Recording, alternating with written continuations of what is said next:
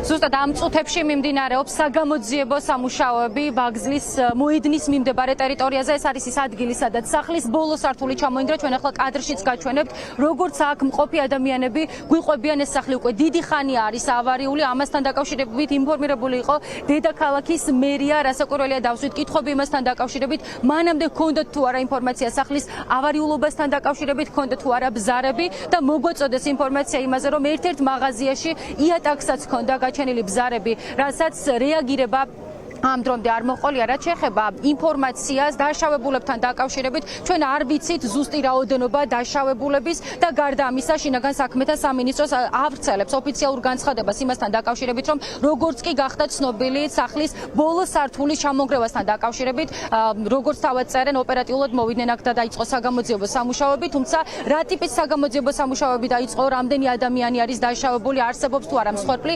ამასთან დაკავშირებით ჯერჯერობით დეტალური ინფორმაცია არ გვაქვს. აქ მყოფი ადამიანები ამბობენ იმასაც, რომ მომენტალურად მოხდა სახლის ბოლო სართულის ჩამოშლა, რასაც ძალიან ბევრი ადამიანი მომენტალურად გადაურჩა, ისინი გაერიდნენ ადგილს, თუმცა ამბობენ იმას, რომ როგორც თავად ნახეს, დაზარალებული არის არაერთი ადამიანი, ასევე სავარაუდო მსხვერპლზეც საუბრობენ, თუმცა იქიდან გამომდინარე, რომ შინაგან საქმეთა სამინისტრო ჯერჯერობით ამასთან დაკავშირებით არ გვაწვდის დეტალურ ინფორმაციას, ველოდებით მათ ოფიციალურ განცხადებას სწორედ მსხვერპლთან და დაშავებულთა რაოდენობასთან დაკავშირებით.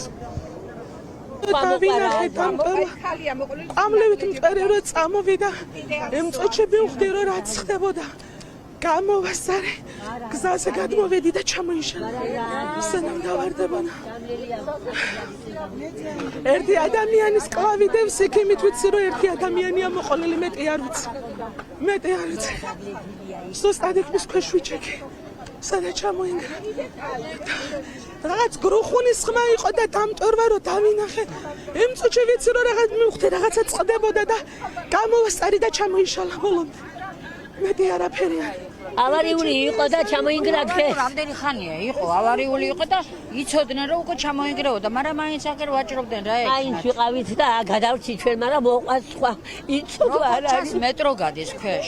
მანქანა გავაჩერე ახლა და გამოვედი 15 წუთის გასული ვიყავი და ესეთი ამბავი მოხდა. მანქანა აღარ არსებობს ჩემი. სულ გაუბედურებულია წინა მხარე. კონკრეტულად ვინ იდგა და რამდენი იდგა, ეგ არ დამინახე, იმიტომ რომ მოვედი და შევდიოდი ოთახში და ჩამოშავდა. და რას ამბობენ, რამდენი ადამიანია მოყოლილი ნანგრევებში?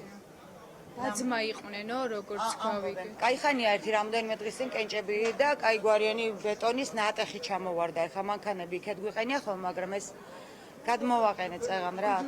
ეს შენობა რო ავარიული იყო, ეს ყველამ ჩვენ უბრალო მოქალაქეებმა ვიცოდით და მერიამ არ იცოდა, ძალიან კარგად იცოდნენ. ამ შენობაში არანაირად არ შეიძლებოდა ადამიანების ცხოვრებაც. ეს შეალამაზეს, შეათეთრეს.